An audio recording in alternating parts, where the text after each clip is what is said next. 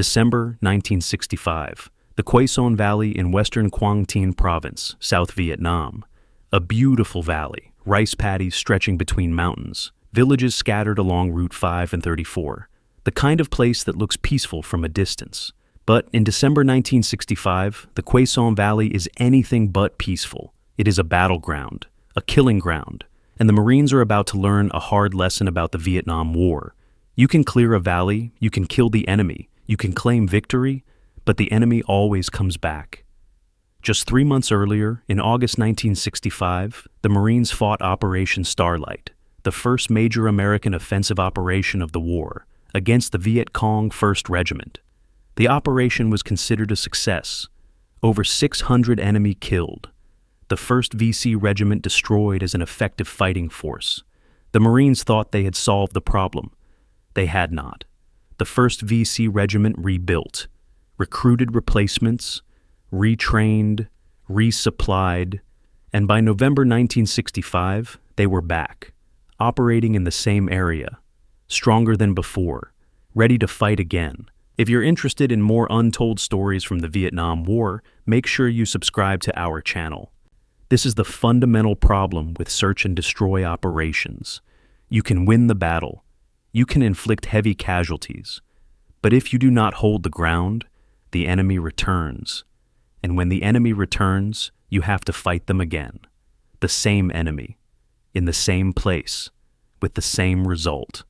Temporary victory followed by enemy return, followed by another operation. This cycle will define the American experience in Vietnam, and Operation Harvest Moon will be one of the clearest examples of this pattern. The Quai Son Valley is strategically important. It sits between the coastal city of Tam Khai and the inland district capital of Hiep Duc. Route 534 runs through the valley connecting these two towns. Control of this route means control of movement between the coast and the interior. The South Vietnamese government wants to control this route. The Viet Cong want to control it too. Whoever controls the Quai Son Valley controls access to the mountains. And whoever controls the mountains controls the sanctuaries where forces can rest, regroup, and prepare for operations. The Viet Cong 1st Regiment has been operating in and around the Quai Son Valley for years. They know every trail, every village, every hiding place. They have support from some of the local population. They have supply caches hidden throughout the area. They have prepared fighting positions, bunkers, tunnels, defensive positions that can withstand artillery and airstrikes. This is their territory. They have the home field advantage, and they are not going to give it up without a fight. By November 1965, intelligence reports indicate the 1st VC Regiment has rebuilt to full strength. Approximately 1,500 to 2,000 men, 3 battalions, the 60th Battalion, the 70th Battalion, the 80th Battalion, all equipped with modern weapons. AK-47 assault rifles, machine guns, mortars. Recoilless rifles. They are not poorly equipped guerrillas. They are main force Viet Cong, professional soldiers, well-trained, well-led, motivated, and dangerous. On the evening of November 17, 1965, the 1st VC Regiment launches an attack on Hiep Duc, the district capital at the mouth of the Quai Son Valley. The town is defended by regional force troops, local South Vietnamese militia. They are not elite soldiers. They are local men defending their home district. When the Viet Cong attack in force, the regional forces are overwhelmed. The Viet Cong overrun the town, killing defenders, capturing weapons, destroying government buildings, and sending a message. We are back. We are strong, and we control this valley. The fall of Hiep Duc is a propaganda victory for the Viet Cong, but it is also a military problem for the Americans and South Vietnamese. If Hiep Duc remains in Viet Cong hands, the entire Quai Son Valley is threatened. The South Vietnamese cannot move supplies to their outposts in the interior. The Viet Cong can use the valley as a base for operations against the coastal areas. This cannot be allowed. Hiep Duc must be retaken, and the 1st VC Regiment must be destroyed, again. On the morning of November 18th, Marine helicopters begin landing 2 South Vietnamese Army battalions near Hiep Duc. The plan is to retake the town quickly, restore government control, drive the Viet Cong back into the mountains. But as the helicopters approach the landing zone, they are hit by anti-aircraft fire, heavy machine gun fire from the hills around Hiep Juk. The Viet Cong are waiting. They are ready. They have positioned 12.7mm heavy machine guns in the hills, dug in, camouflaged. And when the helicopters come in, the Viet Cong open fire. 17 out of 30 UH-34 Seahorse helicopters are hit. Bullets ripping through thin aluminum skin, smashing instruments, wounding crew members. One Marine crewman is killed. Several helicopters are so badly damaged they can barely fly. The helicopter landings are suspended. Too dangerous. Too many aircraft are being hit. Marine F-4 Phantom fighters and A-4 Skyhawk attack aircraft are called in. They attack the anti-aircraft positions with bombs and rockets, trying to suppress the fire, trying to make it safe for the helicopters to land the troops. After the airstrikes, the helicopter landings resume. The South Vietnamese troops are landed. They attack Hiep Juk, fighting house to house. The Viet Cong resist. But they are not trying to hold the town. They have accomplished their mission, demonstrated their presence, inflicted casualties. Now they withdraw, pulling back into the mountains, avoiding a battle they cannot win. On November 19th, Hiep Juk is back in government hands. The South Vietnamese have retaken the town, but the Viet Cong are still in the valley, still a threat, still operating. And everyone knows this is not over. The South Vietnamese. Battalions stay at Hiep Juk for only one day. On November 20th, they are withdrawn, needed elsewhere. There is a North Vietnamese army attack on another town in southern Chi-Corps. The South Vietnamese forces are pulled out to respond to that threat. Hiep Juk is left with minimal garrison. The Quai Son Valley is once again vulnerable.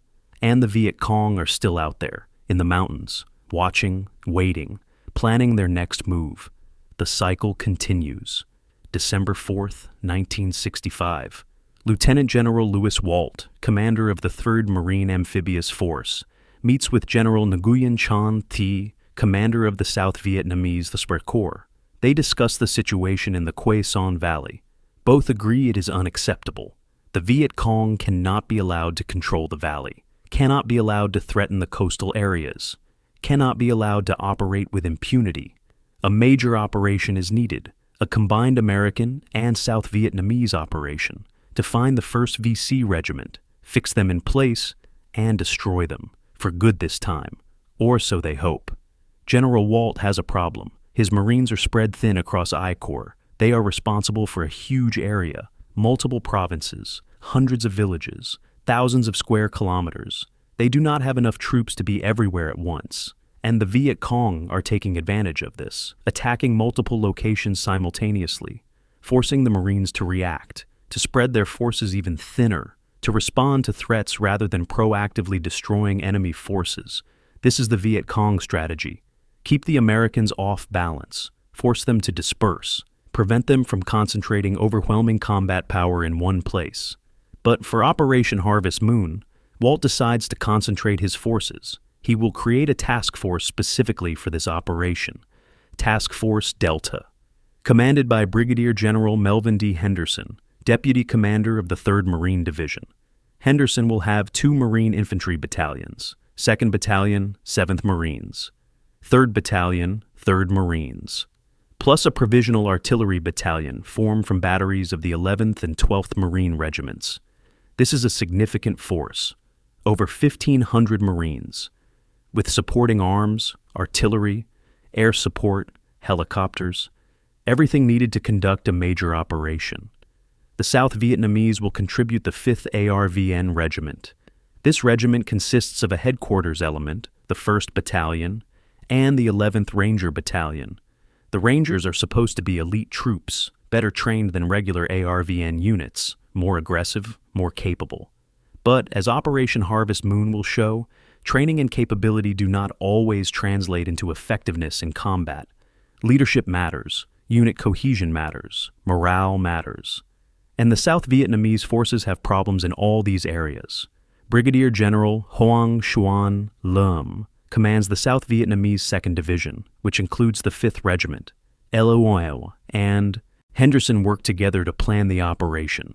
The plan is a classic hammer and anvil. The South Vietnamese forces will advance along Route 534 from Thung Binh toward Heap Juk. They will be the anvil, moving east through the valley. The Marines will be the hammer. They will be inserted by helicopters southwest of Quai Son, behind the Viet Cong, and they will attack eastward, driving the Viet Cong toward the advancing South Vietnamese, catching the enemy between two forces, destroying them. This plan looks good on paper, simple, direct, clear objectives, but it assumes several things. It assumes the South Vietnamese forces can advance on schedule. It assumes they can hold their positions when attacked. It assumes the Viet Cong will move in the direction the Americans want them to move. It assumes good coordination between American and South Vietnamese forces. It assumes good communication. It assumes the weather will cooperate. It assumes many things. And in war, assumptions are dangerous, because the enemy gets a vote, and the enemy rarely does what you expect them to do. The operation is scheduled to begin on December 8, 1965.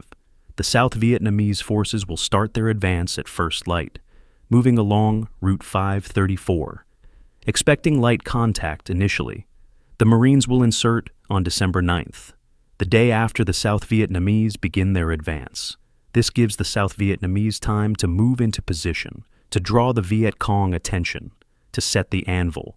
Then the Marines land behind the enemy. The hammer falls, and the Viet Cong are crushed between two forces. At least that is the plan. Intelligence estimates place the 1st VC Regiment in the mountains west of Quai Son, probably in base areas near the Chu Pong Massif. These are the same mountains that provided sanctuary for North Vietnamese forces during the Ia Drang battles in November. The border with Laos is close. The Viet Cong can cross into Laos if pressed. American forces cannot follow them there. Political restrictions prevent American ground forces from crossing into Laos. This gives the Viet Cong a tremendous advantage. They have a safe haven, a place to retreat when the pressure is too great, a place to rest and regroup, and then return to fight another day. The Marines know this. They know the Viet Cong can escape if they move fast enough. But the hope is that the combined operation will catch the enemy before they can withdraw, will fix them in place long enough to destroy them, will inflict such heavy casualties that even if some escape, the regiment will be combat ineffective for months. This is the goal. Destruction of the 1st VC Regiment. Not just pushing them out of the valley, not just temporary displacement, but destruction, making them incapable of operations, making them irrelevant, at least for a while. The operation is named Harvest Moon, a peaceful name, an agricultural name, the moon that lights the harvest. It seems incongruous for an operation, designed to kill as many enemy soldiers as possible, but military operations often have names that seem unrelated to their purpose. The South Vietnamese call it Lien Ket 18, Joint Operation 18, more descriptive, but both names refer to the same thing, a major combined operation, the largest combined Marine South Vietnamese operation conducted to date, and it is about to begin, with high hopes, with detailed plans, and with an enemy that is ready and waiting. Because the Viet Cong know the Americans and South Vietnamese are coming, they have intelligence too. They have scouts. They have sympathizers in the villages. They know an operation is being planned, and they are preparing, digging in, setting ambushes, getting ready to fight. This will not be easy for anyone. December 8th, 1965, 6:00 a.m. The South Vietnamese 5th Regiment begins its advance along Route 5 and 34. The 11th Ranger Battalion is on the right side of the road. The 1st Battalion, 5th Regiment, is on the left. They move cautiously, scouts ahead, main body following, expecting contact, but hoping it will be light, hoping the Viet Cong will avoid battle, will withdraw before the advancing forces. This is what often happens. The Viet Cong avoid direct confrontation with superior forces. They hit and run. They use ambushes. They fight on their terms. But today will be different.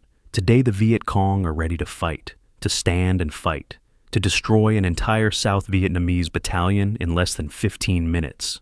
The Rangers are supposed to be elite troops, the best the South Vietnamese army has to offer. They have received additional training, better equipment, higher pay. They are volunteers, men who chose to join a unit known for difficult and dangerous missions. But elite status on paper does not always translate to elite performance in combat. Leadership matters, unit cohesion matters, training matters, but so does experience. And many of these Rangers have not seen heavy combat before.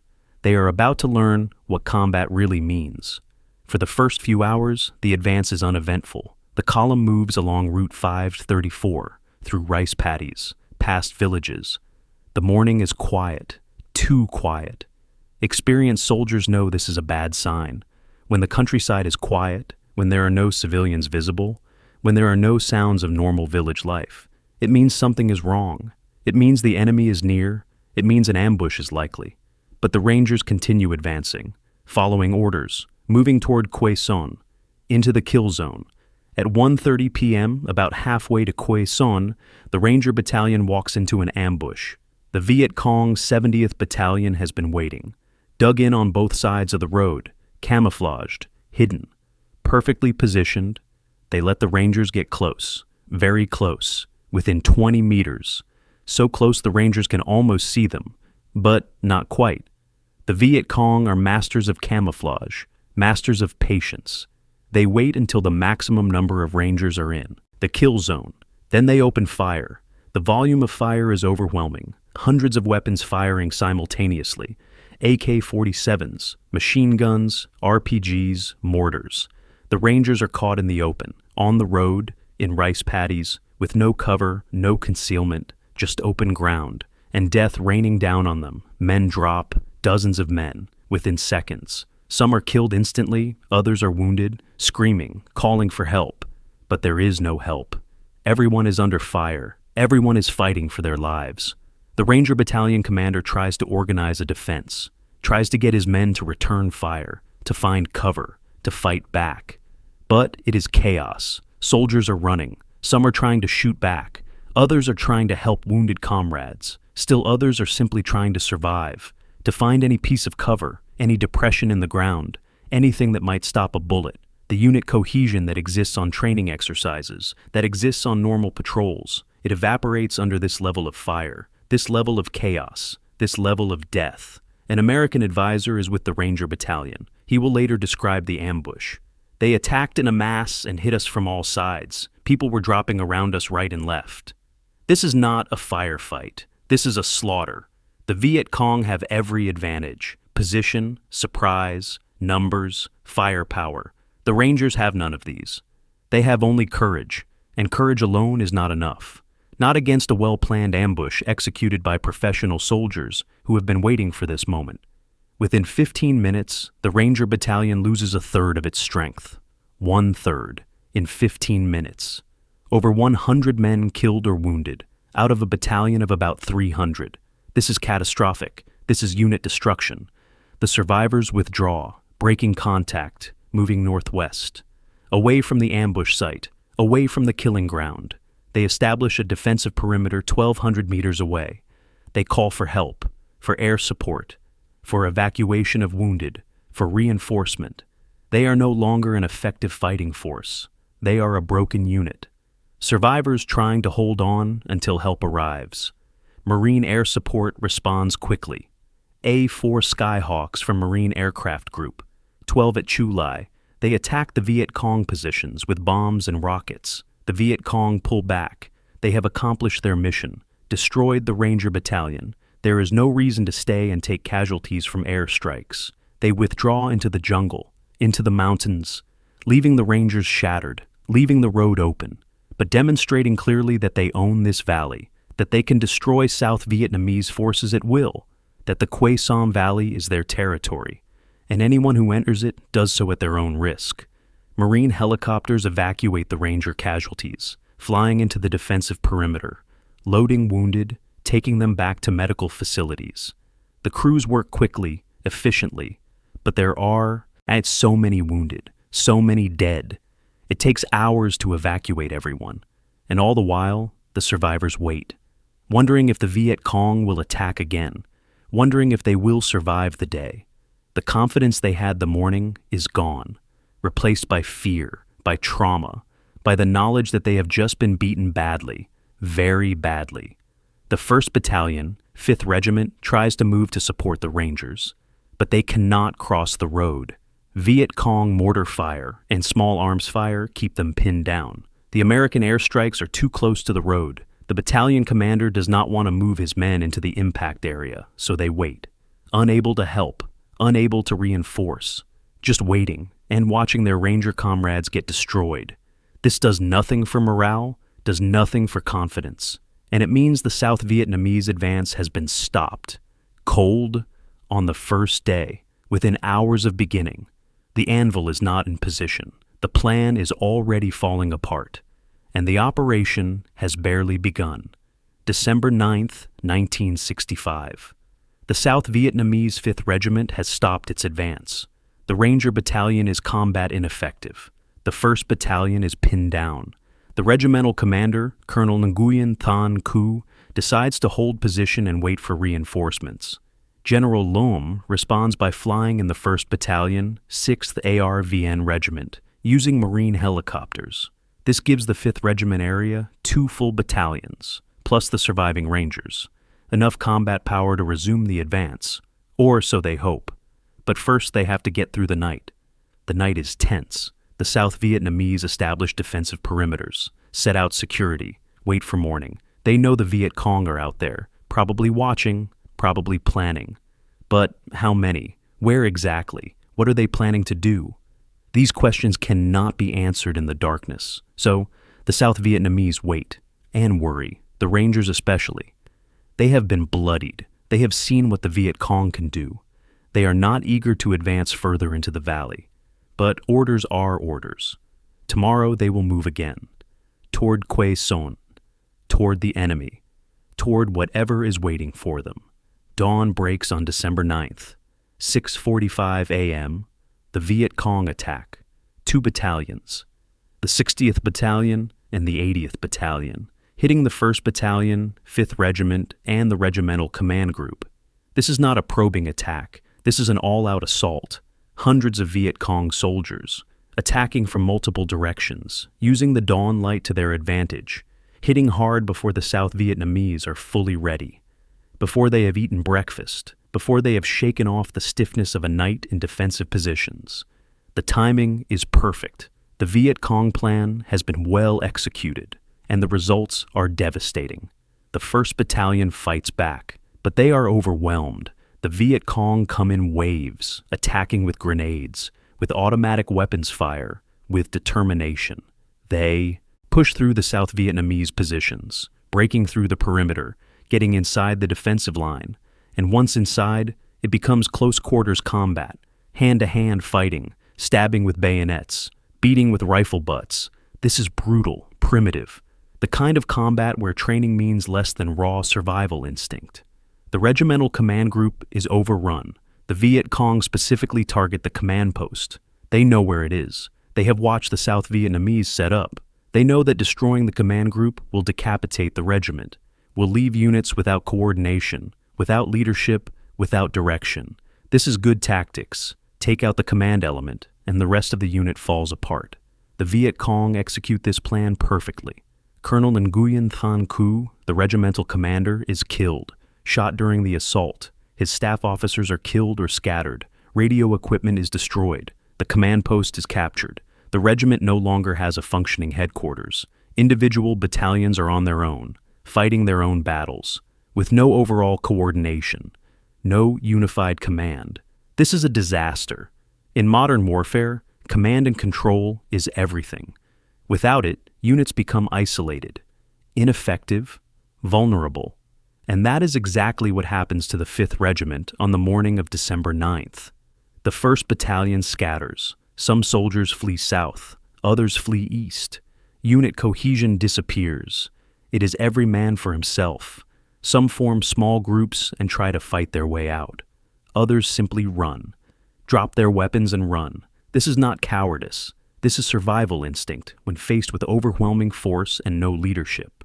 When your commander is dead, when your unit is being overrun, when death is all around you, the instinct is to flee, to survive, to get away. And that is what hundreds of South Vietnamese soldiers do on December 9th. Simultaneously, another Viet Cong battalion attacks the 6th ARVN Regiment positions to the north. But this attack is less successful. The 6th Regiment holds. They have had more warning. They are better positioned. And they have not yet been bloodied like the 5th Regiment. They return fire effectively. Use their supporting arms. Call in Marine airstrikes. The Viet Cong attack is repulsed. The 6th Regiment maintains its position. But it cannot help the 5th Regiment, cannot move to support them, because they are under attack themselves, and if they move, they risk being overrun too. By mid-morning, the situation is critical. The South Vietnamese advance has not just stopped, it has been reversed. The 5th Regiment has been shattered, its commander is dead, its units scattered. The Rangers are still combat ineffective from yesterday. The only intact unit is the 6th Regiment, and they are pinned in place. The anvil of the hammer and anvil plan does not exist anymore. There is no anvil, just broken units trying to survive. This is when General Henderson decides the Marines must enter the battle, not tomorrow as planned, but today, now, before the entire South Vietnamese force is destroyed. 10 Sekobasem, December 9th, 1965. Marine UH-34 Seahorse helicopters thunder into the sky, carrying the 2nd Battalion, 7th Marines, commanded by Lieutenant Colonel Leon Utter. The battalion is being inserted 5.5 miles west of the embattled South Vietnamese forces. The Marines will land, consolidate, then move northeast, toward the sound of gunfire, toward the battle. Their mission is to relieve pressure on the South Vietnamese, to engage the Viet Cong, to drive them eastward, to salvage the operation. The helicopter insertion goes smoothly. No anti-aircraft fire, no resistance. The landing zone is cold. The Marines land, form up, begin moving. They are moving through difficult terrain, hills, jungle, rice paddies. This is not easy ground to traverse, especially with full combat loads, rifles, ammunition, grenades, water, rations, radio equipment, mortar rounds, machine gun ammunition.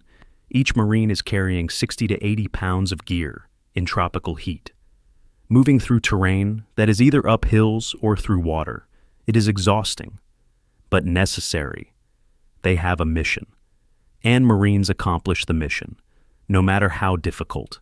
By late afternoon, 2nd Battalion, 7th Marines has moved 2,500 meters from their landing zone. They establish a defensive position on high ground, dig in, set security, prepare to spend the night. They have not made contact with the Viet Cong, have not encountered the enemy. This is both good and bad. Good because they have not taken casualties. Bad because it means the Viet Cong have avoided them, have moved elsewhere. The hope was that landing behind the enemy would force them to fight, to engage. But the Viet Cong have other ideas. They are not going to fight Marines head-on if they can avoid it. They have learned from Operation Starlight. They know American firepower is devastating. They will fight on their terms. Or not at all. At 2:00 p.m. on December 9th, the 3rd Battalion, 3rd Marines, begins its helicopter insertion, commanded by Lieutenant Colonel Joshua Dorsey. They are being inserted 2.5 miles southeast of the ARVN 1st Battalion position. The idea is to link up with the South Vietnamese, provide support, stabilize the situation. 3rd Battalion lands without incident. They move toward the South Vietnamese positions, making contact with ARVN forces by 3:30 p.m. The Marines and South Vietnamese are now in contact. The combined operation is beginning to take shape, or at least attempting to take shape, because coordination between American and South Vietnamese forces is difficult. Language barriers, different radio frequencies, different procedures, different command structures. Making two allied forces work together is never easy, and it is especially difficult in combat. When things are happening fast, when communication is critical, when mistakes can cost lives. As 3rd Battalion, 3rd Marines continues moving northwest toward Hill 43, they encounter a Viet Cong force, approximately 200 enemy soldiers, dug in. Prepared positions. The Marines attack. This is what they have been training for, fire and maneuver, using supporting arms, calling in artillery, airstrikes, coordinating fires with infantry assault. The battle continues until dusk. The Viet Cong withdraw as darkness falls. They do not want to fight at night. They have accomplished their mission, delayed the Marines, inflicted some casualties. Now they pull back. The Marines consolidate on Hill 43, count their casualties. 11 Marines killed, over 50 wounded. And they estimate they have killed over 75 Viet Cong, a favorable exchange ratio. But casualties nonetheless. Marines who will not go home. Families who will receive telegrams. This is the cost. Even in victory, there is a cost. December 10th. The Marines continue their advance. 2nd Battalion, 7th Marines moves east. 3rd Battalion, 3rd Marines moves northwest. The plan is to squeeze any Viet Cong forces between them, force the enemy to fight or flee, inflict casualties either way. But the Viet Cong are not cooperating. They are avoiding contact, moving away from the Marine advances, staying ahead of the American forces, using their knowledge of the terrain, their network of trails and paths, their ability to move through jungle that slows the Marines. The Viet Cong can move faster because they carry less. No heavy equipment, no extensive supply trains. They live off the land, off supplies cached in villages. They are mobile, elusive, and very hard to pin down. The frustration of the Marines is palpable. They are here to fight, to close with and destroy the enemy.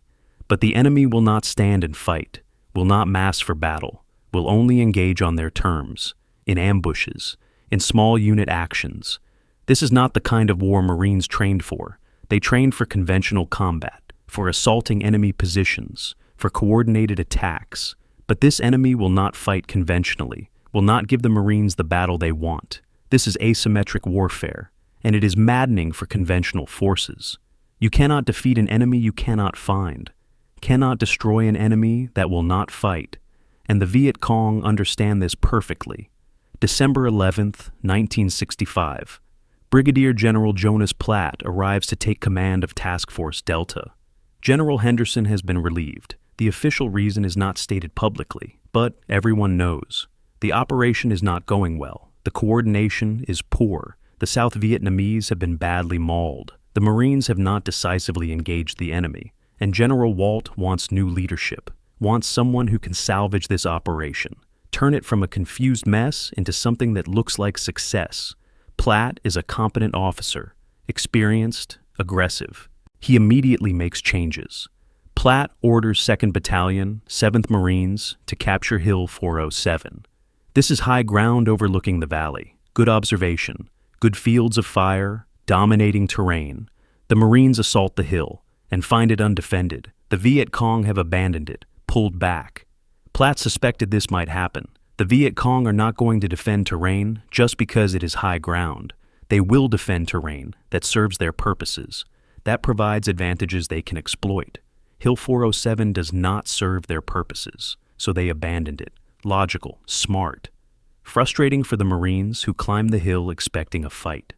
3rd Battalion, 3rd Marines searches north of Hill 407. They encounter minimal opposition, a few small firefights, nothing significant. Platt concludes that the Viet Cong have retreated into the Phuoc Ach Ha Valley, 5 kilometers southeast, running parallel to the Quai Son Valley. The Phuoc Ha Valley is a known Viet Cong base area, remote, difficult terrain, perfect for hiding, for regrouping, for avoiding American forces. If the Viet Cong are there, getting them out will be difficult. The valley is narrow, surrounded by mountains, limited landing zones for helicopters, limited routes in or out. It is the kind of terrain that favors defenders. That makes attackers pay a high price. On the afternoon of December 11th, Brigadier General William Dupuy visits Platt's command post. Dupuy is the Chief of Staff of Operations for Military Assistance Command Vietnam, a senior officer, well-connected, smart, and he has an offer for Platt, B-52 strikes. Before sending the Marines into the Phuoc Ha Valley, Dupuy can arrange for B-52 Stratofortress bombers to hit the valley. These are strategic bombers, designed to carry nuclear weapons to targets in the Soviet Union, but they are being used in Vietnam for tactical support, arc-light missions, dropping conventional bombs from high altitude. Each B-52 carries dozens of bombs. When multiple B-52s hit the same area, the result is devastating. Everything in the target area is destroyed. trees shattered, bunkers collapsed. Anyone caught in the strike is killed. The psychological impact is enormous. Even soldiers who survive the strike are often too dazed to fight effectively. B-52 strikes are a game changer. Ann Platt accepts Dupuy's offer immediately. On the morning of December 12th, the B-52s begin hitting the Phuoc Ha Valley, wave after wave of bombers, flying at 30,000 feet. So high they cannot be seen or heard from the ground. The bombs fall, hundreds of bombs, tons of explosives. The valley erupts in flames and smoke. The sound is continuous. The ground shakes. Marines outside the valley can feel the concussion from the explosions. Inside the valley, anyone still alive is huddled in bunkers or tunnels, hoping the next bomb does not land on them, hoping they survive. This is modern warfare at its most terrible. Industrial scale, destruction, impersonal, efficient, deadly. After the B-52 strikes, 2nd Battalion, 1st Marines deploys south of the Phuoc Ha Valley. 3rd Battalion, 3rd Marines deploys on 2 ridge lines north of the valley. On December 13th, after additional B-52 strikes, both Marine battalions move into the valley from north and south. They are searching for the enemy, for the Viet Cong forces that intelligence says are here. They find large quantities of abandoned supplies, rice, ammunition, weapons, medical supplies, equipment. The Viet Cong were here. The base area was real, but the Viet Cong themselves are gone. They evacuated before the B-52 strikes. They knew the strikes were coming. Either they had intelligence warning them, or they simply assumed that American bombers would be used. Either way, they got out, moved to other locations, avoided the bombs, survived to fight another day. The Marines destroy what they find, blow up ammunition, burn rice stores, capture weapons. These are legitimate targets. Destroying enemy supplies degrades enemy capability, makes their operations more difficult, forces them to expend resources replacing what was lost. But it is not the same as killing enemy soldiers, not the same as destroying units. Supplies can be replaced, soldiers can be replaced too, but it takes longer, takes more effort, and there are only so many trained soldiers available. Killing soldiers has strategic impact. Destroying supplies has tactical impact. Both are valuable, but they are not equivalent. The search of the Phuoc, Au Tsifigis. Aichi Valley continues for several days. The Marines find more supplies, more evidence of Viet Cong presence, but very few enemy soldiers. Occasional contact, small firefights, but nothing significant. The Viet Cong have dispersed, melted away, avoided the hammer that was supposed to crush them. This is frustrating. The operation was designed to destroy the 1st VC Regiment, to inflict heavy casualties, to make them combat ineffective. But if you cannot find them, you cannot fight them. And if you cannot fight them, you cannot destroy them. The Viet Cong are winning by not losing, by surviving, by preserving their forces for future operations. This is their strategy, and it is working. December 18th, 1965. Operation Harvest Moon has been ongoing for 10 days. The Marines have been searching for the elusive Viet Cong 1st Regiment, with limited success. Small firefights, captured supplies, but no decisive battle, no destruction of the enemy regiment. General Platt decides on one more sweep. 2nd Battalion, 7th Marines will move through the village of Kai Fu, 6.5 kilometers west of Route 1. Intelligence suggests there may be Viet Cong in the area. Maybe. The intelligence is not definite, but it is worth checking. One more sweep before the operation ends. One more chance to engage the enemy. Lieutenant Colonel Leon Utter commands 2nd Battalion, 7th Marines. He is a capable officer, experienced. His battalion has been in the field for days. They are tired, ready to go back to base, get hot meals, get showers, get rest. But they have one more mission: move through Kai Fu, search the village, check for Viet Cong, then return to base. It seems routine, a final sweep, not expecting heavy contact, just doing thorough work, making sure the area is clear before calling the operation complete. Companies G and F are in the lead, moving through rice paddies and scattered villages. The terrain is a mix of open ground and tree lines, difficult terrain to defend, good ambush country. But the Marines are alert. They have been doing this for days. They know to watch tree lines, to check likely ambush sites, to move carefully. Behind the lead companies comes the battalion headquarters element, then Company H from 2nd Battalion, 9th Marines. Attached to Utter's battalion for this operation. The column is spread out. Standard tactical formation, scouts, main body, rear security, everything by the book. As the lead companies approach Kai Fu, the Viet Cong open fire. The 8th Battalion, 1st VC Regiment. They have been waiting, dug in, positioned perfectly. They let the lead companies pass. Then they attack between the lead companies and the rest of the battalion, trying to split the force, trying to isolate the headquarters element and Company H. This is good tactics. Separate your enemy, destroy them piecemeal. The Viet Cong learned this from studying military history, from their own experience, and they execute it well.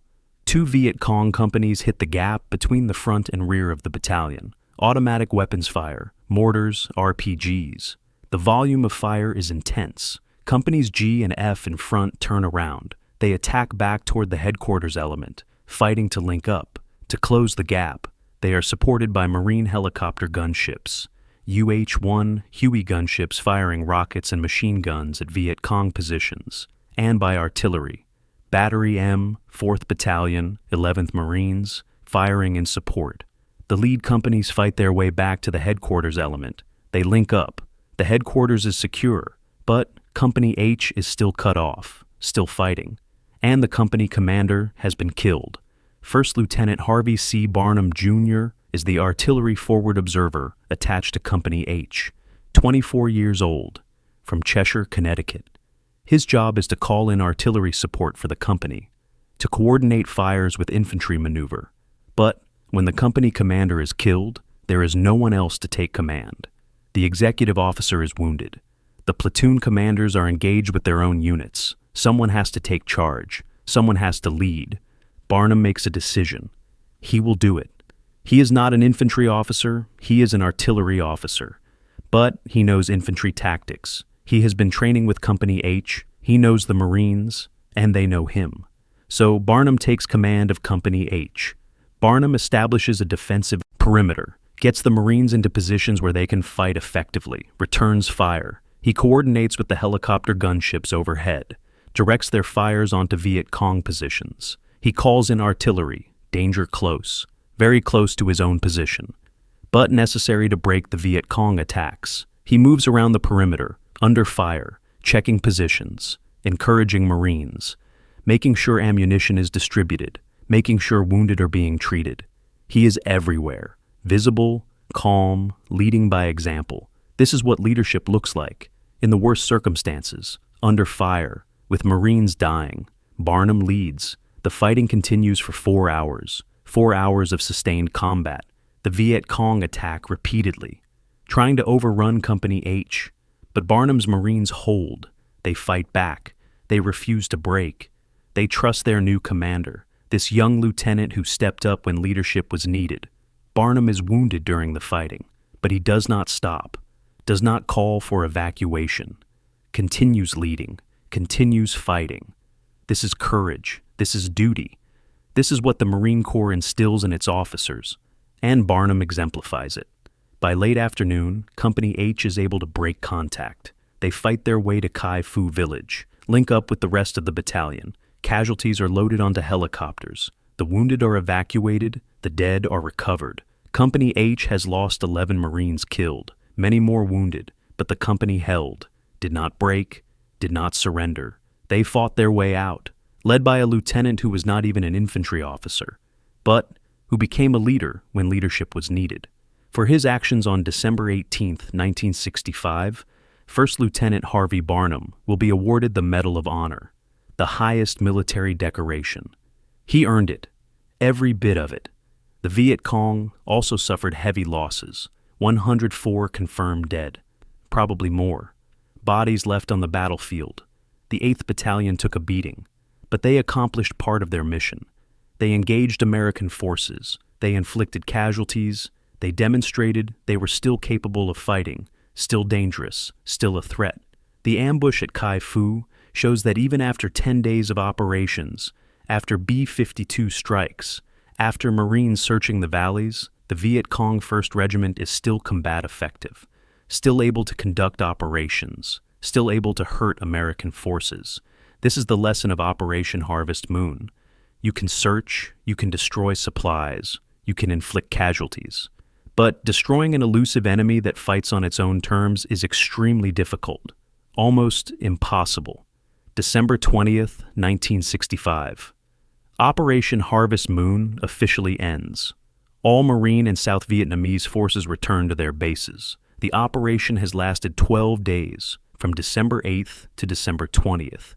It has involved thousands of troops, Marines, South Vietnamese Army, South Vietnamese Rangers, artillery, air support, helicopters, B-52 strikes, everything in the American arsenal. And what has been accomplished? The official statistics are compiled. The Viet Cong suffered 407 confirmed killed, 33 captured, 13 crew-served weapons seized, 95 individual weapons captured, 60 tons of food and ammunition destroyed. These are the metrics used to measure success. Enemy killed, enemy captured, weapons seized, supplies destroyed. By these metrics, Operation Harvest Moon was a success. The casualty exchange ratio favored the Allies. More enemy dead than Ally dead. Mission accomplished, but the cost was high. The Marines lost 45 killed, 218 wounded. These are significant casualties for a 12-day operation. 45 families receiving telegrams, 45 Marines who will not come home, 218 wounded, some of whom will carry their injuries for life. The human cost is real, is painful, and cannot be dismissed with statistics about favorable exchange ratios. The South Vietnamese casualties were even higher. 90 ARVN soldiers killed, 91 missing, 141 wounded. Most of these casualties occurred during the first 2 days, when the Rangers were ambushed, when the 5th Regiment Command Group was overrun, when the regimental commander was killed. These were devastating losses, losses that broke units, that destroyed morale, that showed the limitations of South Vietnamese forces when facing main force Viet Cong without extensive American support. The missing are particularly tragic. 91 South Vietnamese soldiers missing, probably dead, but their bodies were not recovered. They disappeared during the chaos of combat, perhaps killed and their bodies never found, perhaps captured, perhaps deserted. Their families will never know for certain, will never have closure, will wonder for the rest of their lives what happened to their sons, their husbands, their fathers. This is a special kind of grief, the grief of not knowing, of hoping against hope that maybe they are still alive, maybe they will come home, but knowing deep down that they probably will not. This is the hidden cost of war, the families left behind, the uncertainty, the permanent wondering. What was accomplished strategically? The Quai Son Valley is still not secure. The Viet Cong 1st Regiment is still intact, badly hurt, certainly.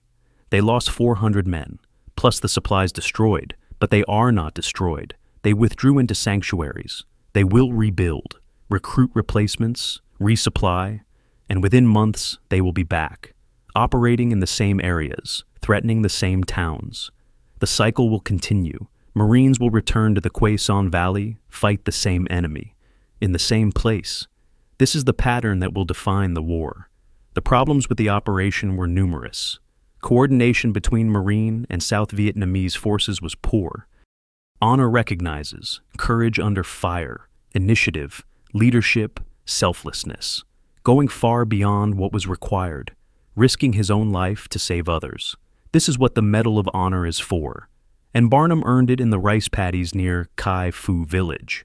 Barnum was not supposed to be a company commander. He was an artillery forward observer. His job was technical, call in fire missions, coordinate artillery with infantry maneuver, adjust fires based on where they impacted. He was good at his job. He had trained extensively.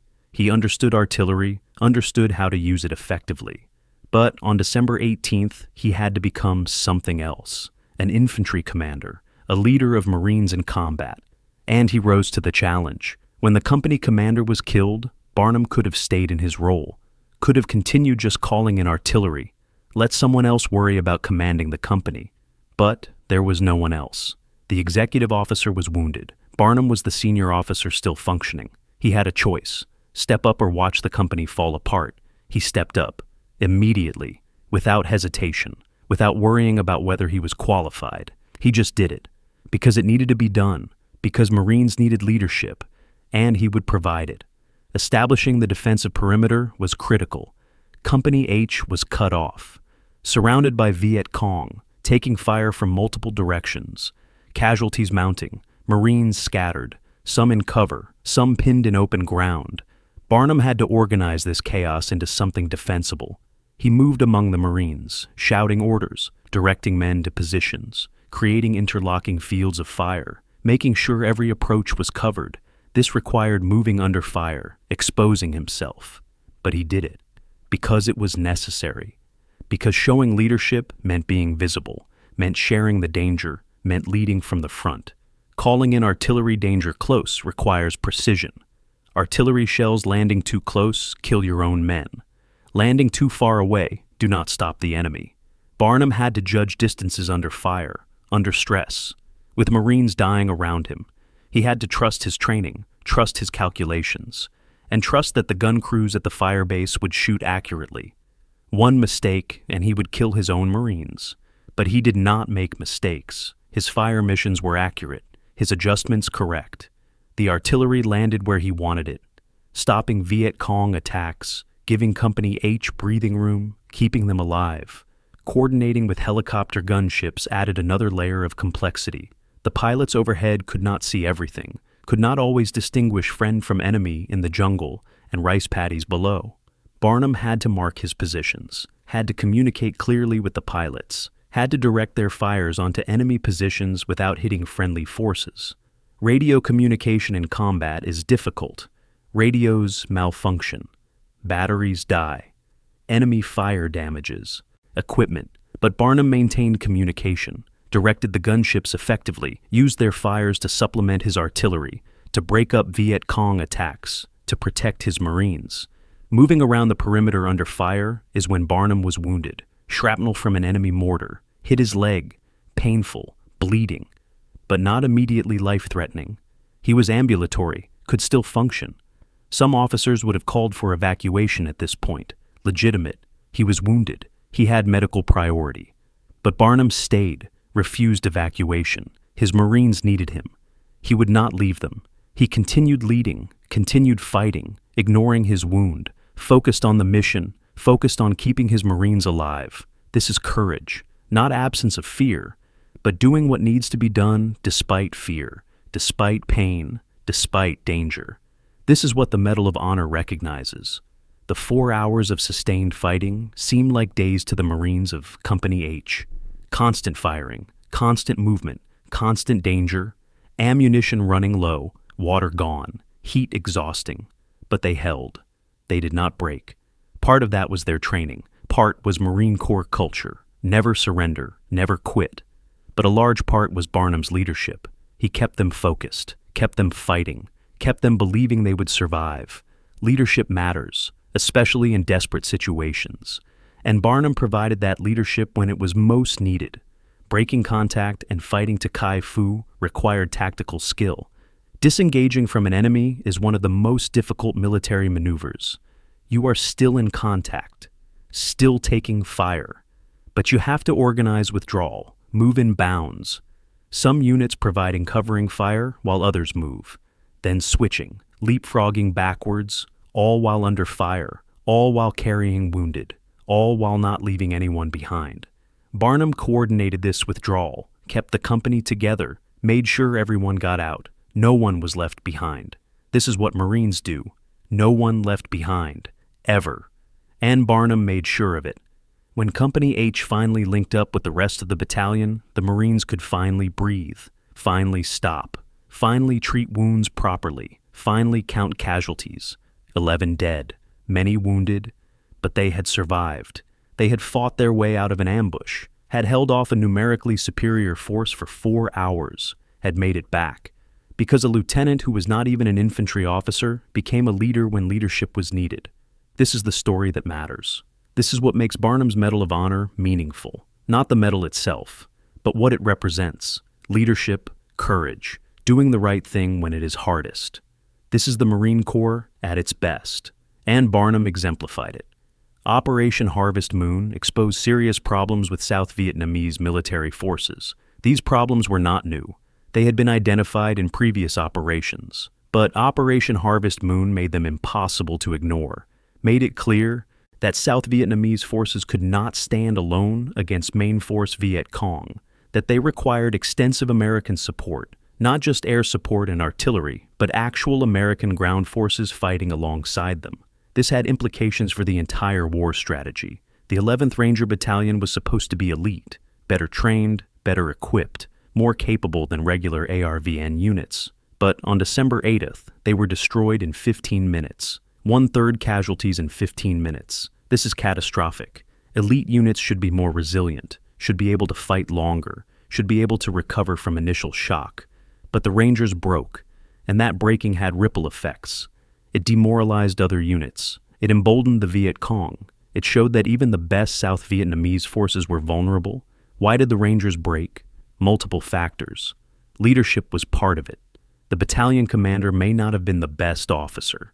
Command positions in the South Vietnamese military were often politically appointed, not based on merit, not based on competence, but based on connections, loyalty to superiors, political reliability. This meant that some units had incompetent commanders, and incompetent commanders get soldiers killed and get units destroyed. The Rangers may have had such a commander. We do not know for certain, but the speed of their collapse suggests leadership problems. Training was also a factor. The Rangers had more training than regular ARVN. But was it the right training? Did it prepare them for this kind of fight? For a well-planned ambush by a professional enemy? For sustaining heavy casualties and continuing to fight? Training can prepare soldiers for combat, but only if it is realistic training, only if it simulates the stress and chaos and fear of actual combat. If training is too easy, too scripted, too unrealistic, then soldiers are not prepared, and they break when faced with reality.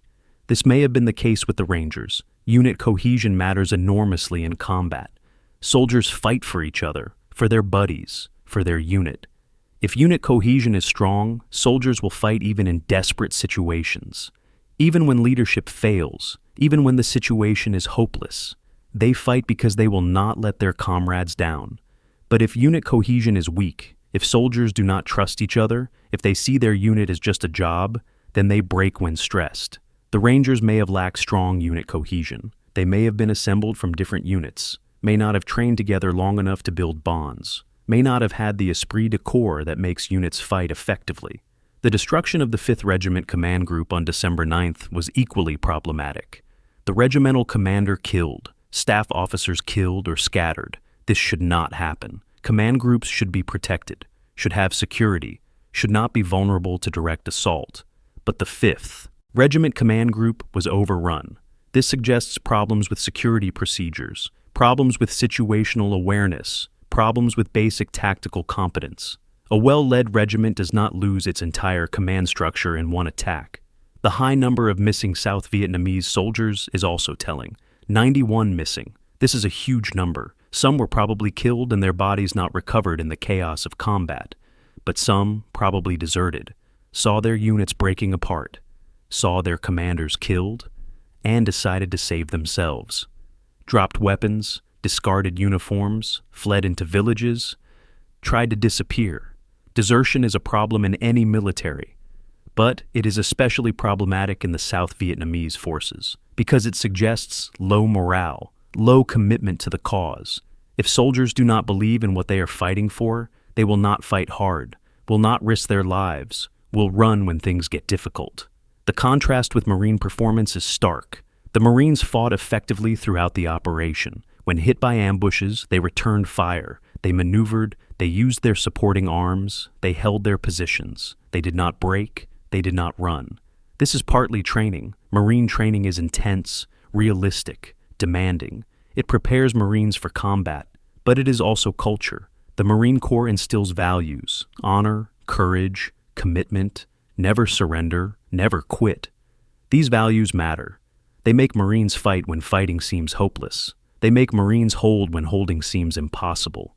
The South Vietnamese military lacked this culture, and it showed. This had strategic implications. American strategy in Vietnam relied on Vietnamization. building up South Vietnamese forces so they could defend themselves. So American forces could eventually leave. But Operation Harvest Moon showed that South Vietnamese forces were not capable of standing alone, not against main force units, not without extensive American support. If South Vietnamese forces collapsed in 15 minutes against one Viet Cong battalion, how would they handle multiple North Vietnamese divisions? How would they defend South Vietnam when American forces left? These questions were uncomfortable, but Operation Harvest Moon made them unavoidable. Some American advisors argued that South Vietnamese forces just needed more training, more equipment, more time, that they would eventually develop into effective forces. But others were skeptical.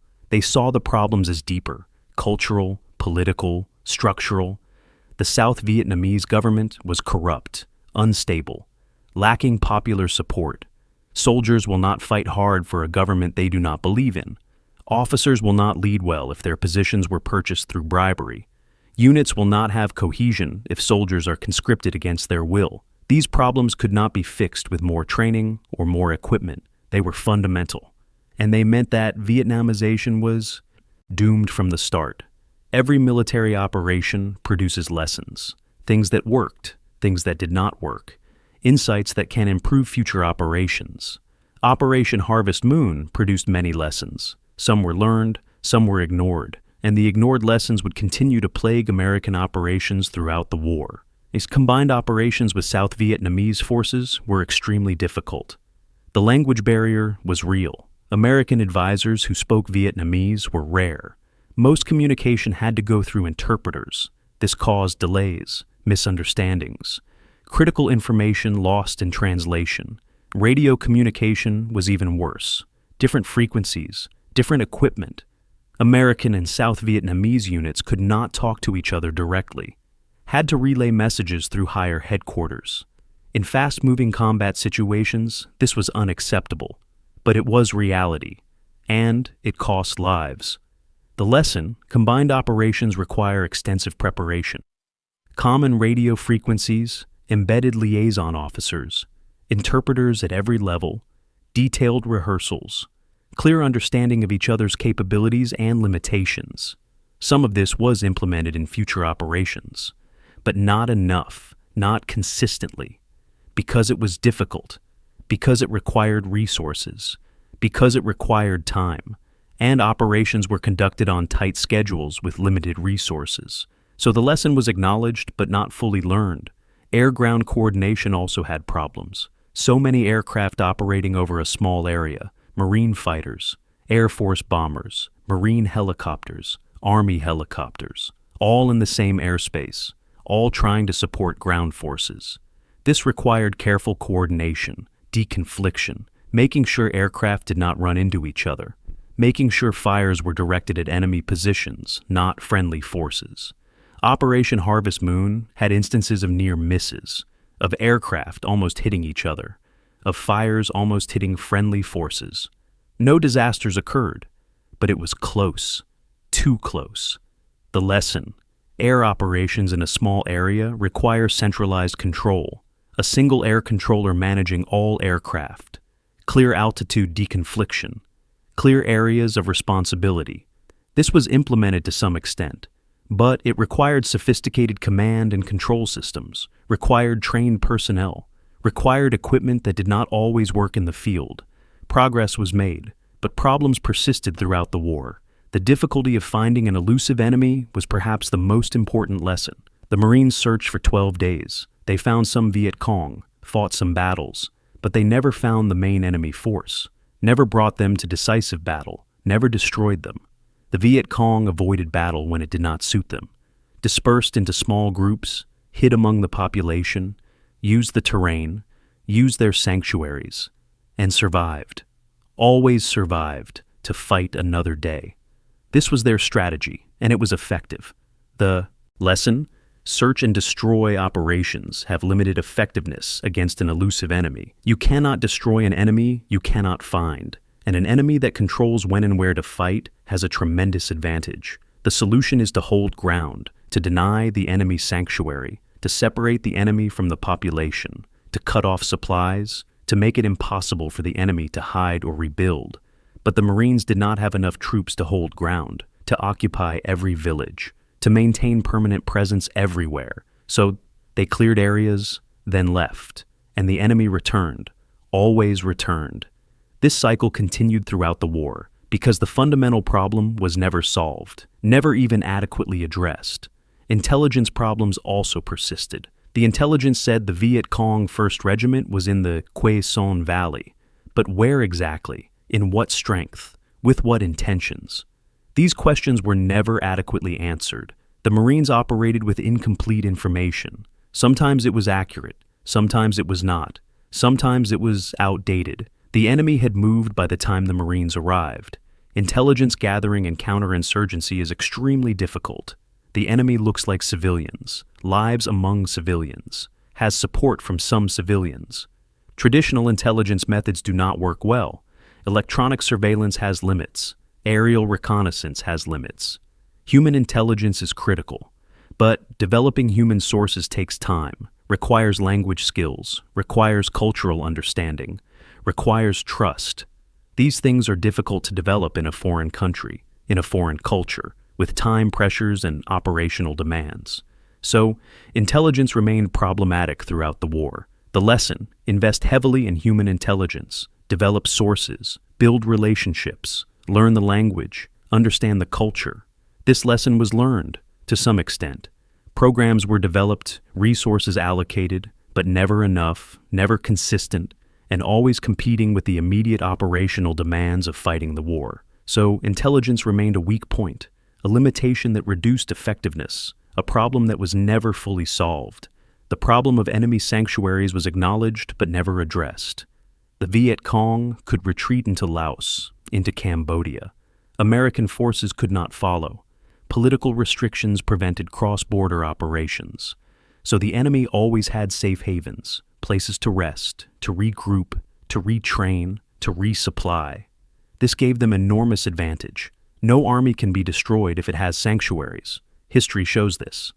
But the political reality was that sanctuaries could not be violated, not without risking wider war, not without alienating allies. So the sanctuaries remained, and the enemy used them effectively, surviving, rebuilding, returning, over and over, until America gave up and went home. The lesson: either eliminate enemy sanctuaries or accept that the war cannot be won militarily. This lesson was understood by some strategists, but it was politically unacceptable, so it was ignored, and the war continued, with everyone knowing that as long as sanctuaries existed, the enemy could not be defeated. But no one willing to say this publicly, no one willing to admit that the strategy was fundamentally flawed. So, operations like Harvest Moon continued, searching for enemies who had sanctuaries, temporarily clearing areas that could not be held, claiming tactical victories that had no strategic meaning. This was the reality, and everyone involved knew it, but the war went on. Operation Harvest Moon demonstrated both the power and the limitations of helicopter warfare. Helicopters provided mobility, the ability to move troops quickly, to insert forces behind enemy positions, to evacuate wounded rapidly, to resupply units in the field. Without helicopters, the Marines could not have conducted Operation Harvest Moon, not in the way it was conducted. Helicopters made the operation possible, but they also created vulnerabilities, and those vulnerabilities would persist throughout the war. The UH-34 Seahorse was the workhorse helicopter of 1965, large, reliable, capable of carrying a dozen troops or equivalent cargo, powered by a radial piston engine, not as fast as later helicopters, not as maneuverable, but solid, dependable. Marine pilots loved the UH-34. It was forgiving. Could take damage and keep flying, could land in tight spaces, could operate from ships or land bases. The UH-34 made Marine airmobile operations possible, but the UH-34 had vulnerabilities. It was slow, about 100 knots maximum speed. This made it vulnerable to ground fire. The enemy had time to aim, time to lead the helicopter, time to shoot accurately. And the UH-34 was a large target, easy to see, easy to hit. The thin aluminum skin provided no protection against bullets. A bullet could pass completely through the helicopter, through both sides, If it hit something critical, engine, transmission, fuel tank, controls, the helicopter could crash. Many did crash, shot down by enemy ground fire. On November 18th, 17 out of 30 UH-34s were hit by anti-aircraft fire around Heap Juke, over half the helicopters in the mission. This was unacceptable. It grounded the helicopter landings until the anti-aircraft positions could be suppressed. This required fixed-wing aircraft, fighters with bombs and rockets, attacking the enemy gun positions, trying to destroy them or at least make them stop firing. This took time, during which the troops on the ground were unsupported, vulnerable. This was the vulnerability of helicopter operations. If the landing zone is defended, helicopters cannot land, or they take catastrophic casualties trying. The solution was better reconnaissance before landing, making sure landing zones were not defended, using artillery and airstrikes to prep landing zones before helicopters arrived. This became standard procedure, but it had disadvantages. Artillery and airstrikes warned the enemy that helicopters were coming, lost the element of surprise, gave the enemy time to reposition, to set up ambushes away from the landing zone. There was no perfect solution. Every choice had trade-offs: speed versus safety, surprise versus security. Commanders had to weigh these factors for every operation, and sometimes they got it wrong, and helicopters were shot down, and Marines died. Helicopter pilots and crews were incredibly brave. They flew into hot landing zones, under fire, knowing they could be shot down, knowing they could die, but doing it anyway, because Marines on the ground needed them, because wounded needed evacuation, because resupply was critical. This was not their job once or twice. This was their job every day. Day after day, mission after mission, flying into danger. The cumulative stress was enormous, the risk was constant, and the casualties mounted. Helicopter crews had some of the highest casualty rates in Vietnam. Many were killed, many more were shot down but survived, often with injuries, always with trauma. The relationship between helicopter crews and infantry was special. The infantry knew the pilots risked their lives to support them. The pilots knew the infantry were in even more danger. This mutual respect created bonds. Infantry Marines would do anything to protect helicopter crews. Helicopter crews would do anything to support infantry Marines. This relationship was fundamental to Marine operations in Vietnam, and it worked because of mutual trust, because everyone knew everyone else would do their job, no matter how dangerous, no matter the cost. Medevac operations were perhaps the most critical helicopter mission, getting wounded Marines from the battlefield to medical care as quickly as possible. The golden hour. Get a seriously wounded person to surgery within an hour, and their chances of survival increased dramatically. Helicopters made this possible. Medevac helicopters would fly into hot landing zones, land under fire, load wounded, take off under fire, and fly them to medical facilities. This saved thousands of lives. The survival rate for wounded in Vietnam was the highest in American military history. Over 98% of wounded who reached medical care survived. Helicopters deserve much of the credit, but medevac operations were dangerous. The helicopters were unarmed, marked with red crosses, supposed to be protected by international law. But the Viet Cong often ignored these protections, shot at medevac helicopters, trying to shoot them down. This was a war crime, but it happened. Frequently, medevac pilots had to decide, risk their lives and their crew to save wounded Marines, or refuse the mission because it is too dangerous. Almost always, they risked it. Almost always, they went in, because Marines were wounded, because Marines needed them. This was courage. This was dedication. This was what made the system work. The limitations of helicopter operations were also clear. Weather was a constant problem. Monsoon season meant low clouds, heavy rain, poor visibility. Helicopters could not fly safely in these conditions. Or they could fly, but at great risk. And if they crashed because of weather, everyone aboard died. So operations were often canceled or delayed because of weather. This gave the Viet Cong opportunities. They could attack during bad weather, knowing American helicopter support was limited, knowing medevac might not be available, knowing reinforcements could not arrive quickly. The weather was an equalizer. It reduced American advantages, and the Viet Cong understood this and used it. Maintenance was also a limitation. Helicopters require constant maintenance, after every mission, after every flight. Inspections, repairs, parts replacement.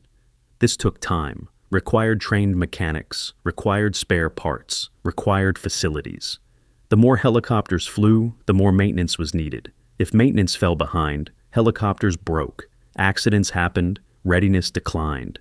During Operation Harvest Moon, maintenance crews worked around the clock, keeping helicopters flying, but it was a constant struggle. Never enough parts, never enough time, never enough people. This was the reality of helicopter operations. They were maintenance intensive, and maintaining them in a combat environment was extremely difficult. The 1st Viet Cong Regiment had been targeted for destruction twice in 4 months. Operation Starlight in August 1965. Operation Harvest Moon in December 1965. In both operations, the regiment suffered heavy casualties. In Starlight, over 600 killed. In Harvest Moon, over 400 killed. Combined, the regiment lost over 1,000 men, more than its total authorized strength. By American calculations, the 1st VC Regiment should be destroyed, should cease to exist, but it did not. It rebuilt, reformed, resupplied, and continued operating. How? Recruitment was one answer. The Viet Cong recruited heavily in Quang Tin Province and surrounding areas. Young men, some volunteered, believing in the cause, wanting to fight against the South Vietnamese government and Americans. Others were conscripted, forced to join, given no choice. Either join the Viet Cong or face consequences for their families. This combination of volunteers and conscripts kept the ranks filled. Casualties were replaced, sometimes quickly, sometimes slowly, but always replaced. Training replacement soldiers took time. But the Viet Cong had training camps in Laos, in Cambodia, in remote areas of South Vietnam. Recruits were sent to these camps, trained in weapons, tactics, political indoctrination. The training was not as extensive as American training, but it was adequate. Replacements learned to shoot, to move tactically, to follow orders, to fight. And when training was complete, they were sent to operational units, to replace casualties, to maintain unit strength. Unit cohesion was maintained through careful personnel management. Replacements were not randomly assigned. They were integrated into existing squads, existing platoons, existing companies. With experienced soldiers, the veterans taught the replacements, trained them in practical skills, how to move through jungle quietly, how to set ambushes, how to fight Americans effectively. This on-the-job training was valuable. It preserved unit effectiveness even while replacing casualties. Weapons and equipment were easier to replace than people. The Ho Chi Minh Trail brought supplies from North Vietnam, through Laos, through Cambodia, into South Vietnam. Weapons, ammunition, rice, medical supplies, everything an army needs. American air power tried to interdict this supply line, bombed it constantly. But the trail was not a single road. It was a network. Thousands of kilometers of trails, some wide enough for trucks, some just footpaths. Bombers could crater one section. The trail would shift to another route. Supplies kept flowing, not always smoothly, not always in adequate quantities, but always flowing. Enough to sustain Viet Cong operations, enough to keep the war going. The political structure supporting the Viet Cong was also critical. The National Liberation Front, the political organization that controlled the Viet Cong, maintained shadow governments in villages throughout South Vietnam, collected taxes, recruited soldiers, provided supplies, gathered intelligence. This political structure was harder for Americans to target than military units. It operated underground, in secret, among the population. Destroying it required population control, separating the population from the insurgents, winning hearts and minds.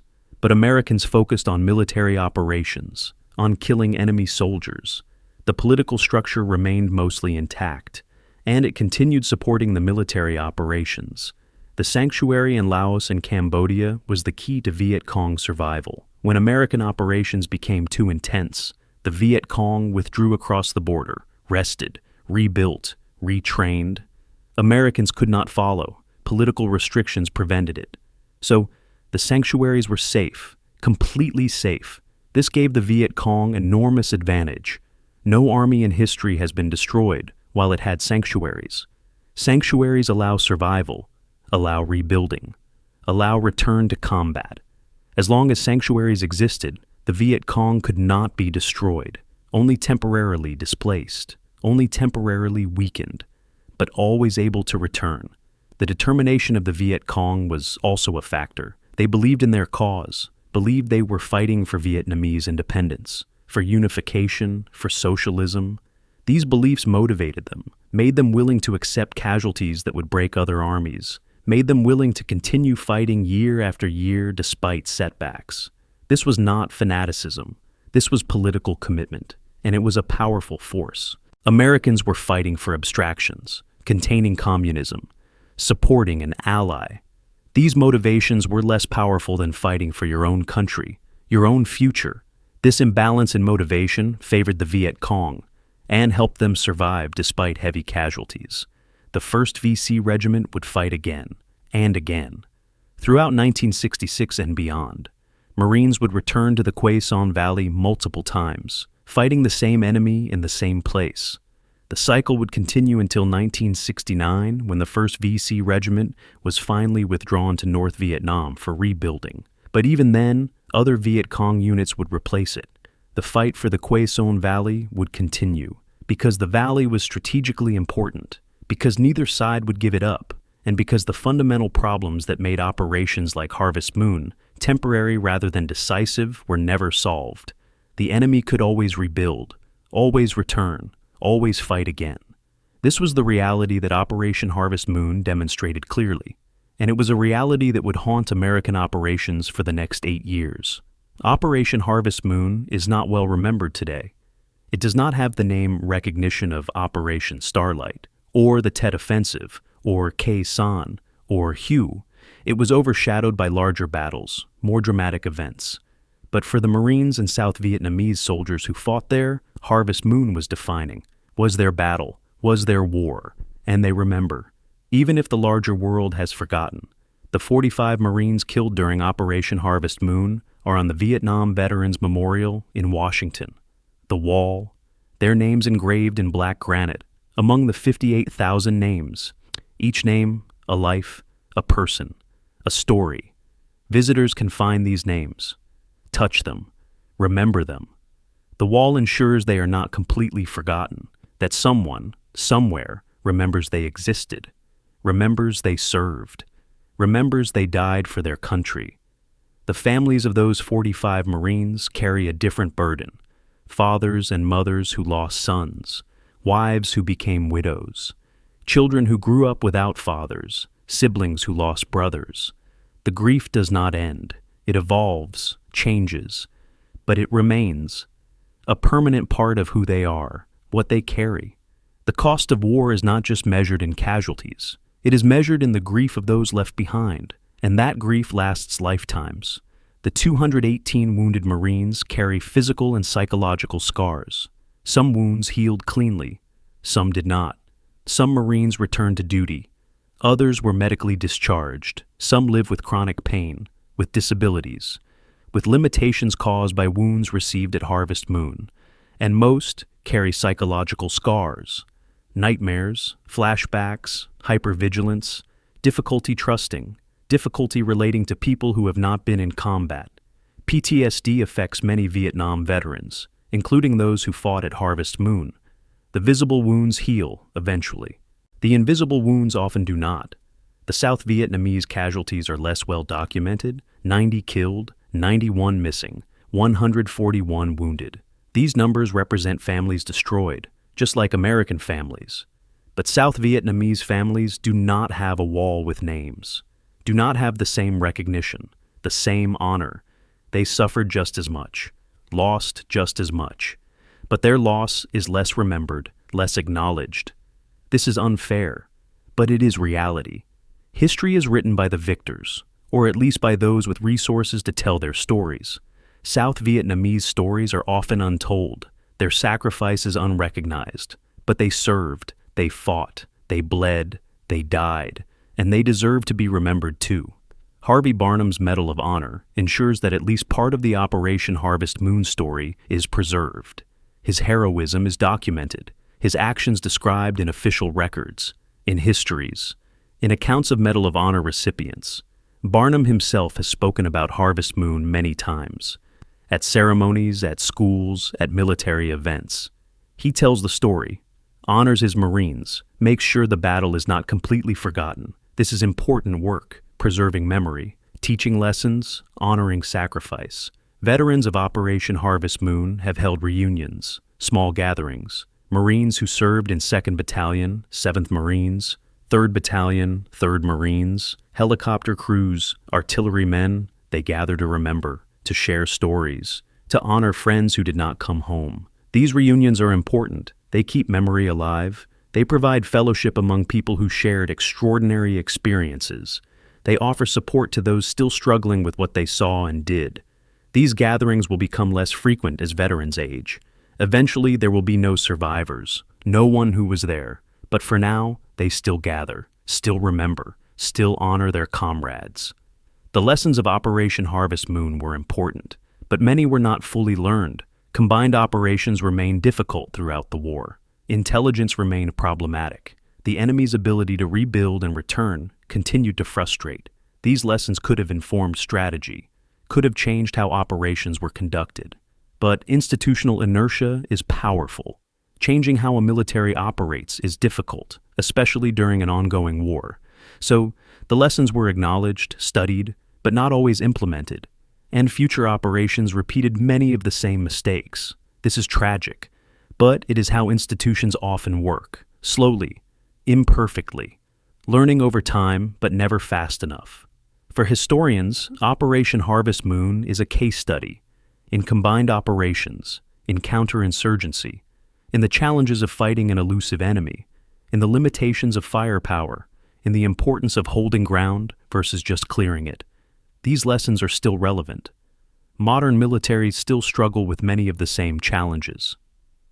Studying Harvest. Moon provides insights, not just about Vietnam, but about warfare in general, about how conventional militaries struggle against unconventional enemies, about the limits of technology and firepower, about the importance of strategy over tactics. These are timeless lessons, and Harvest Moon teaches them clearly. For those willing to study and learn, the Quai Son Valley today is peaceful. Farmers grow rice. Villages are rebuilt. The war is distant memory. Young Vietnamese have no direct experience of it. They know it from their parents and grandparents, from history lessons in school, but not from personal experience. The battlefield is quiet now. The bunkers collapsed. The trenches filled in. Nature has reclaimed what war destroyed. This is how it should be. Peace is better than war. Always. But the history remains. What happened there in December 1965 matters. The courage shown, the sacrifices made, the lessons that could have been learned. All of this matters and should be remembered, not to glorify war, but to honor those who fought, to learn from their experiences, and to avoid repeating their mistakes. Operation Harvest Moon was not unique. It was typical of how the war would be fought for the next several years. Search and destroy operations. Finding and engaging the enemy, inflicting casualties, claiming victory, then leaving, allowing the enemy to return, then conducting another operation in the same area against the same enemy. This cycle repeated throughout the war, and Operation Harvest Moon established the pattern clearly. The Marines would return to the Quai Son Valley many times. Operation Utah in March 1966, Operation Golden Fleece, Operation Colorado, Operation Wheeler, many operations, many battles, always in the same general area, always against Viet Cong or North Vietnamese forces, always with the same result. Temporary success followed by enemy return. The valley was never permanently secured, never pacified, never brought fully under government control, because no one had the resources to hold it, to occupy every village, to maintain permanent presence. So the cycle continued. This pattern revealed the fundamental flaw in American strategy: attrition. The idea was to kill enemy soldiers faster than they could be replaced, to inflict such heavy casualties that the enemy would eventually give up. But this required that enemy reinforcements could be stopped, that the Ho Chi Minh Trail could be closed, that North Vietnam could be prevented from sending soldiers and supplies south. None of this was achieved. The trail remained open. Supplies continued flowing. Soldiers continued infiltrating. Casualties were replaced, and the war continued. General Westmoreland believed attrition could work. The casualty exchange ratios supported his belief. Americans were killing far more enemy than they were losing. At Operation Harvest Moon, 407 Viet Cong killed versus 45 Marines killed. Nearly 10 to 1. If every operation achieved similar ratios, the enemy would be bled white. This was the logic, mathematical, seemingly sound, but it ignored critical factors. It ignored sanctuaries. It ignored enemy determination. It ignored the political dimension. And it ignored the fact that Americans were fighting for limited objectives, while the enemy was fighting for unlimited objectives. That asymmetry meant that casualty exchange ratios alone could not determine the outcome. The focus on body counts created perverse incentives. Units were judged by how many enemy they killed.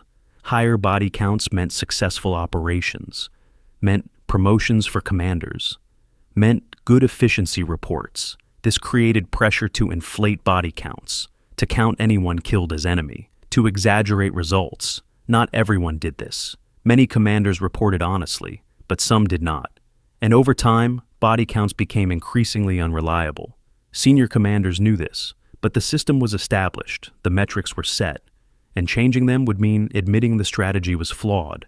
So body counts continued being reported, and everyone pretended they were accurate. And strategy was based on data everyone knew was questionable.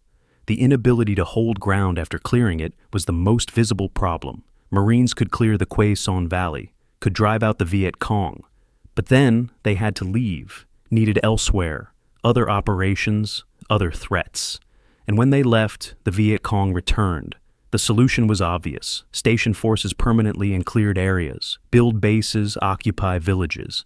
But this required more troops than were available, required resources that were committed elsewhere, required a strategy focused on holding territory rather than killing enemies. But the strategy was attrition, not pacification. So areas were cleared but not held.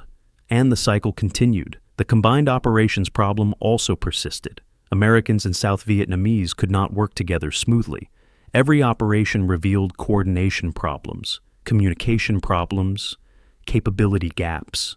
The solution was obvious. Invest in combined training, develop common procedures, build relationships between American and South Vietnamese commanders. Some of this happened, but never enough, never consistently, because it was difficult, because it required time and resources, because operational demands always took priority over training and preparation. So each operation struggled with the same coordination problems as the last, and lessons were learned slowly, if at all. The political dimension of the war was mostly ignored by military commanders. They focused on military operations, on killing enemies, on winning battles. But the war was fundamentally political, about which government would control South Vietnam, about whether the South Vietnamese population would support the Saigon government or the Viet Cong. Military operations affected this political struggle, but winning battles did not automatically translate into political support. Often it worked the opposite way. Operations created refugees, caused civilian casualties, destroyed villages.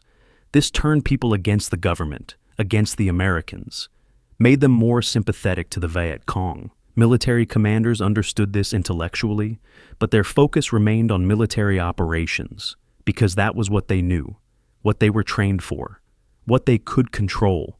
The monsoon season played a role that cannot be underestimated. December was deep in the monsoon, rain, clouds, poor visibility.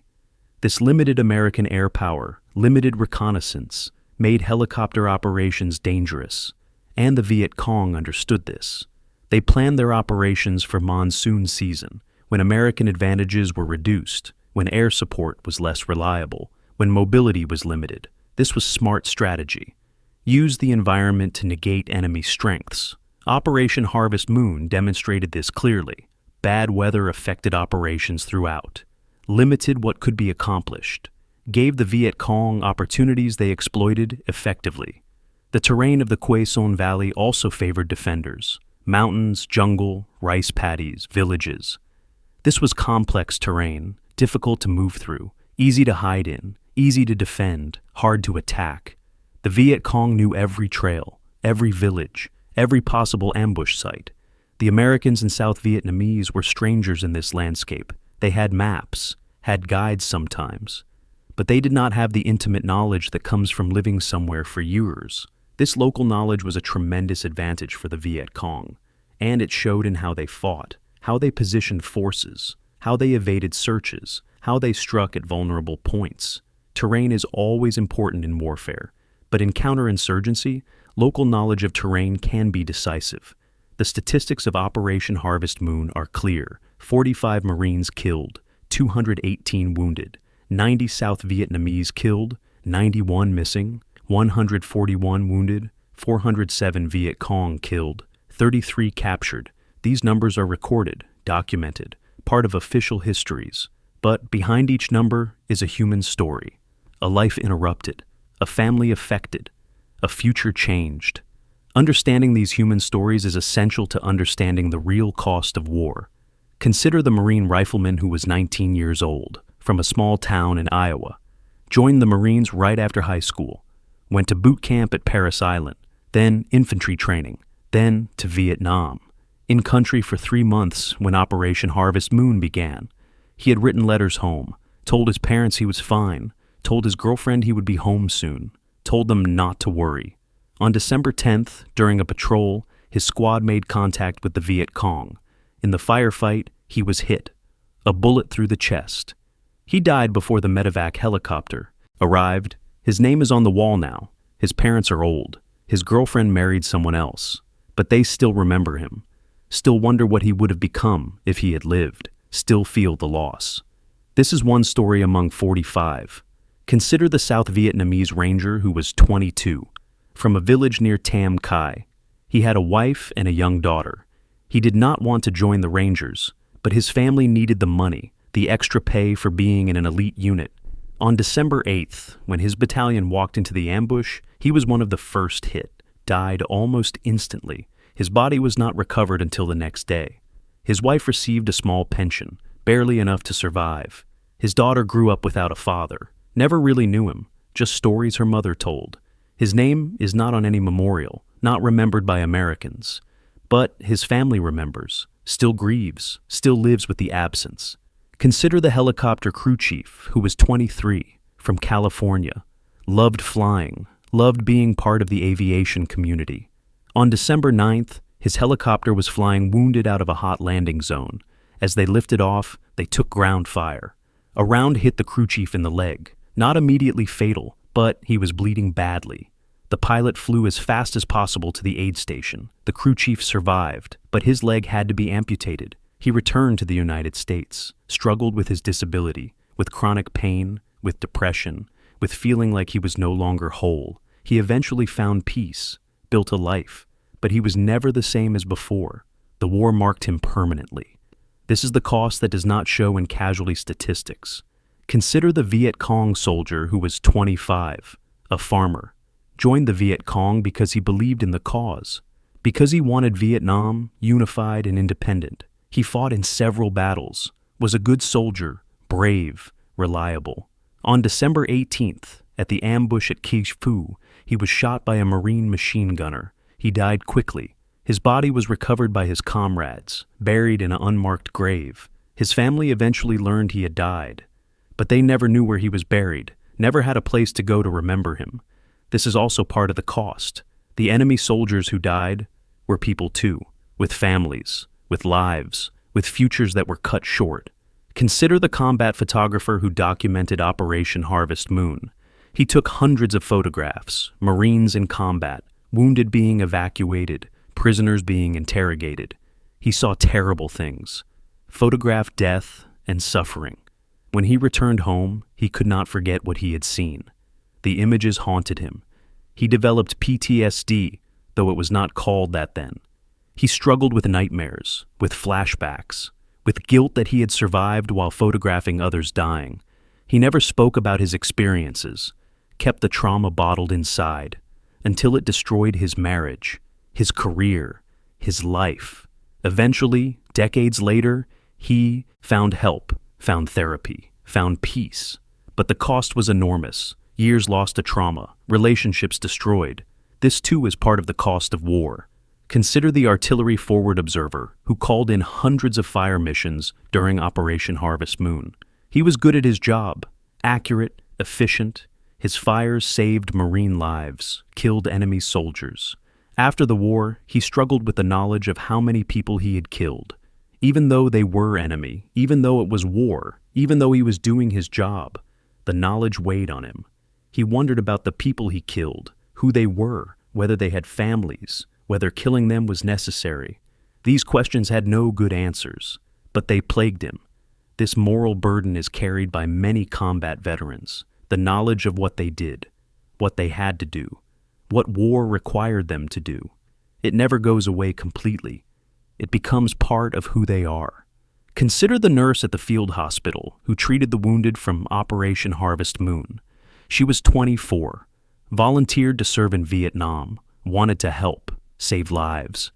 She worked 12-hour shifts, 16-hour shifts, around the clock when casualties were heavy. She saw young men with terrible wounds, did everything she could to save them. Most survived, some did not. The ones who died stayed with her. She remembered their faces, their names, what they said before they died. After her tour, she returned home, but she could not forget. The images, the sounds, the smells, they invaded her sleep, disrupted her life. She developed PTSD, struggled for years, but eventually found purpose, became an advocate for veterans, for nurses who served in war zones, turned her trauma into something positive. But the cost was real, years of suffering before healing. Consider the mother in Iowa who received a telegram on December 15th, telling her that her son had been killed in action. She collapsed when she read it, could not believe it, refused to believe it. Her son could not be dead. He was 19. He was supposed to come home, get married, have children, give her grandchildren. But now he would not. Now she would bury her son instead of watching him build a life. The grief was overwhelming, consumed her, changed her. She never fully recovered, attended Gold Star mother meetings, found some solace with other mothers who had lost sons. But the absence remained. The son who should be there but was not. This is the cost that families pay, that mothers and fathers and siblings pay, the absence that lasts forever. Consider the wife in Vietnam whose husband was listed as missing. She waited for word, hoped he was alive, hoped he would come home. But weeks passed, months passed, no word. Eventually she had to accept that he was probably dead, but without a body, without certainty. The grief was complicated, mixed with hope that maybe, somehow, he was still alive. This uncertainty made moving forward difficult. How do you grieve someone who might not be dead? How do you build a new life when you do not know for sure? This limbo was its own kind of torture, unique to families of the missing. And 91 South Vietnamese families from Operation Harvest Moon lived in this limbo. This is also part of the human cost. These stories are representative, not unique. Every casualty has a story. Every family has grief. Every survivor has trauma. The official histories record numbers: 45 killed, 218 wounded. But they do not record the human dimension, the real cost. The lives altered, the futures changed, the suffering that continues long after the battle ends. This is what war really costs. Not just money, not just equipment, but human lives, human potential, human happiness. This is the cost that must be remembered, must be understood, must be considered when leaders decide to go to war, because the cost is paid by real people, by individuals with names and faces and families and dreams. And that cost is never fully repaid, never fully justified, never fully healed. Operation Harvest Moon was one battle in one war, but its human cost rippled across continents and decades. Families in America grieving, families in Vietnam grieving, veterans struggling with physical and psychological wounds, children growing up without fathers, parents burying children, wives becoming widows.